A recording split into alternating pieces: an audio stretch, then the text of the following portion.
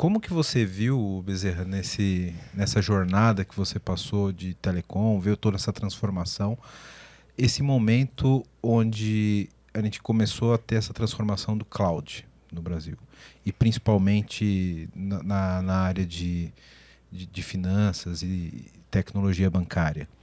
Até hoje eu vejo algumas empresas da área financeira um pouco resistentes à nuvem, né? O Itaú eu sei que não é, né? Que a gente tem casos aqui, inclusive já falamos com pessoas aqui no PPT de casos de sucesso de migração para a nuvem, etc.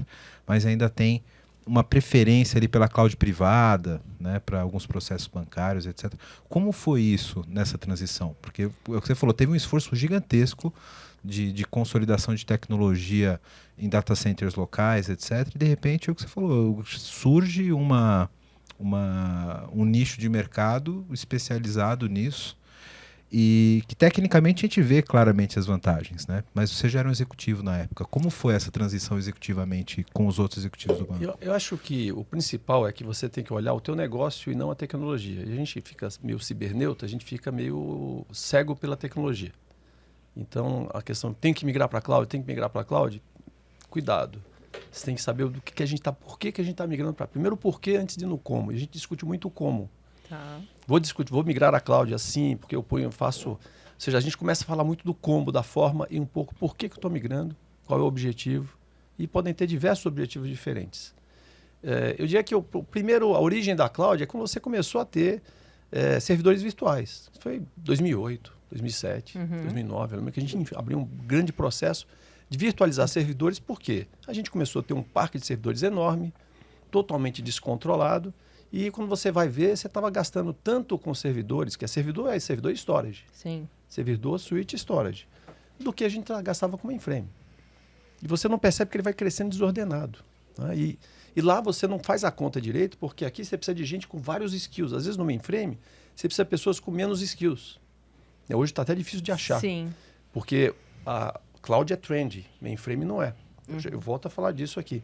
Então, o primeiro ponto foi nós virtualizamos servidores, porque ficou mais fácil de controlar, colocava todos no mesmo rack, eu tinha um sistema de gerenciamento que gerenciava tudo, eu conseguia mover o workload de um servidor para o outro, eu tinha contingência mais fácil, eu conseguia implementar uma contingência de servidores entre São Paulo e Campinas, que era o nosso disaster recovery na época, hoje é Mogi Mirim. Isso que eu ia falar, você podia ter um DR muito mais fácil, replicando suas próprias máquinas. Os né? servidores, mas focado nos servidores, sem mexer no mainframe, que lá tinham sistemas críticos que estão lá dentro.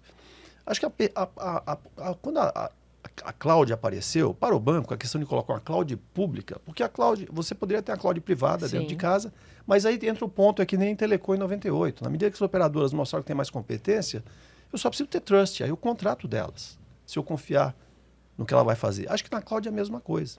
Nós tivemos a visita, na época do CEO da AWS, em 2011, no Itaú, com nós todos. Eu falei assim, mas esse cara é louco. Eu mesmo falava, esse cara é louco. Não, migra pra gente, né? E a gente estava, na época, construindo um novo data center do Banco Mogi Mirim, e que eu apoiei a decisão que estava correta naquela época. Talvez 3 anos depois, a gente já repensasse se seria isso mesmo. Mas, para aquele momento, era uma questão de sobrevivência para o banco ter o seu data center. Tá. Hoje ele está lá, ele é enorme, tem um espaço enorme que pode até ser alugado para outras provedoras de cloud. Um Google, Microsoft, se eu fosse eles, eu iria lá no Itaú e construiria ou usaria, porque é um espaço enorme, super bem... mas, na época, se eu estivesse olhando o modelo de hoje, era um movimento que não faz sentido hoje, mas fez lá atrás. Sim. No entanto, eu acho que existem alguns workloads em algumas aplicações críticas de segurança que talvez não necessariamente faça sentido migrar para a cloud. Então, você vai migrar para a cloud quando você tem uma questão de custo, ou se você tem uma questão de disponibilidade, ou uma questão de construção, de arquitetura, Sim. descentralizada, né? Porque muitas vezes as pessoas não sabem escrever para a cloud, né? Porque quando você escreve um programa qualquer anterior, assim, está aqui o processador, qualquer que seja, está aqui o switch, está aqui o storage. Tem um cabo que liga esses 3 caras. Então, o seu programa é simples. Você fala, vai buscar o dado aqui, devolve para cá, está naquele cabo. Sim. Quando você põe na nuvem, você não sabe mais onde está. Então, você tem que desenhar diferente. Então, é aquela questão de, quando você fala só simplesmente fazer um rehost ou fazer um refactor. Sim, né? Tem que tornar a aplicação cloud native, né? Com recursos da própria nuvem. Né? Agora, hoje, o primeiro ponto é que não dá para você fazer uma nuvem dentro de casa Eu acho que isso é uma coisa. Não faz sentido você construir uma nuvem dentro de casa. Até faz sentido ter uma nuvem dentro de casa. A IBM tem uma nuvem que é igualzinha à nuvem pública dela, tem uma nuvem privada. Por determinados motivos de segurança, ou de restrição, ou regulatório, eventualmente faz sentido ter uma nuvem dentro de casa. Mas você construir a nuvem dentro de casa não faz mais sentido. Porque não é core, né, Bezerra? Não é core, exatamente. A mesma coisa vale para a questão de telecom. Então, hoje, a nuvem é tão melhor desses caras que entendem de nuvem, que é melhor contratar deles. Perfeito. Se ela é pública ou privada, acho que tem uma discussão para ser feita. Agora, que você tem que contratar... E olha, todos os caras que estão aí, você pega a AWS, Google, Azure, mesmo menores como a Akamai, que está entrando agora, esses caras são todos acima da nota 8, você não vai errar. Tem uma questão mais que a estratégia, negocial, logicamente, aí na AWS tem aquela feature que não tem no Google, ou que tem no Google e não tem na AWS, mas é natural que esse processo tenha que acontecer e, no final das contas, de maneira individual, ela é mais barata. Eu diria que você falou de fintechs e startups, o grande boom de fintechs e startups veio a partir de 2008, 2010, porque para abrir uma startup, o cara hoje precisa de $100. Ele abre, e às vezes até de graça, que os operadores até... A gente falou isso uma vez no episódio de Cloud, que a gente teve o prazer de falar com o executivo da AWS aqui, da importância da cloud para as startups, né? Porque antigamente, lá em 90, na melhor hipótese que você tinha para fazer um bom software na internet, etc., você tinha que alugar um servidor caríssimo, soft layer. Cara, era tinha que ter um data center de $1 milhão de dólares. Era então, muito caro. Não dava para... Não se democratiza, a startup não era democratizável na época. Hoje, você tem uma ideia, você consegue começar pequeno, mostrar para o investidor e crescer. Antigamente, não. Você tinha que ter dinheiro, ter um investidor, montar um data center. Hoje isso é... Então, a cloud, ela trouxe uma transformação, uma revolução nesse sentido de vir novas ideias, de trazer novas soluções que trazem disrupções em vários segmentos. Então, a cloud ela foi fundamental. Eu acho que empresas grandes não vivem sem cloud. Você tem que nascer já com cloud. Não quer dizer que você tem que matar o mainframe. Ou seja, na verdade, tem uma tendência do mainframe de você fazer o connecting and stand. Que na realidade o mainframe tem aplicações muito críticas, é muito caro você migrar algumas coisas para a cloud.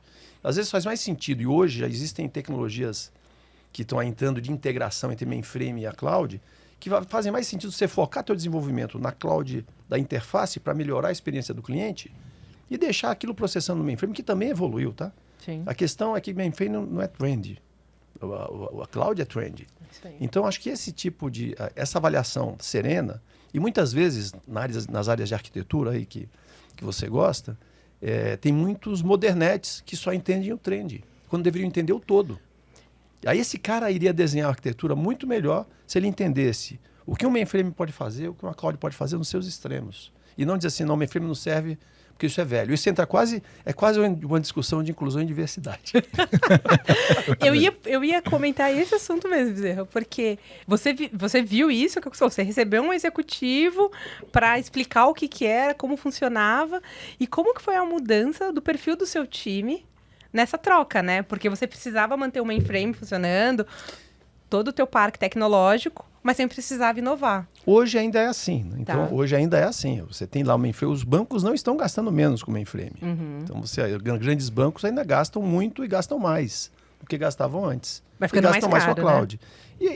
Enfim, essa questão de ser mais leve, de ser moderno, depende muito de como você administra. Porque quando você vai para a arquitetura, e a arquitetura hoje tem que ser, principalmente para as interfaces, para agilidade junto ao cliente, ela tem que ser uma arquitetura de microserviço. Uma coisa é mainframe, uma coisa é mainframe e cloud, a outra são arquiteturas monolíticas e de microserviços. Perfeito. Nada impede de você ter uma arquitetura moderna usando mainframes, tá? Conectando, o mainframe você lembra de batch, sempre lembra de processos batch que, olha, alguns segmentos eles até fazem sentido. Né? Depende do que você não precisa fazer tudo online, tudo instantâneo. Nem tudo precisa ser real instantâneo, time, né? Então, você gera... Enfim, depende do que você... A análise de dados, depende muito, né? Então, essa questão de arquitetura, ela tem que olhar como você trata determinadas situações em microserviços versus sistemas mais tradicionais. E mesmo no microserviço, hoje em dia, muitas empresas que migraram demais estão com maior dificuldade de gerenciar isso. Porque ele também tem limite. Sim. E o limite de você replicar também existe.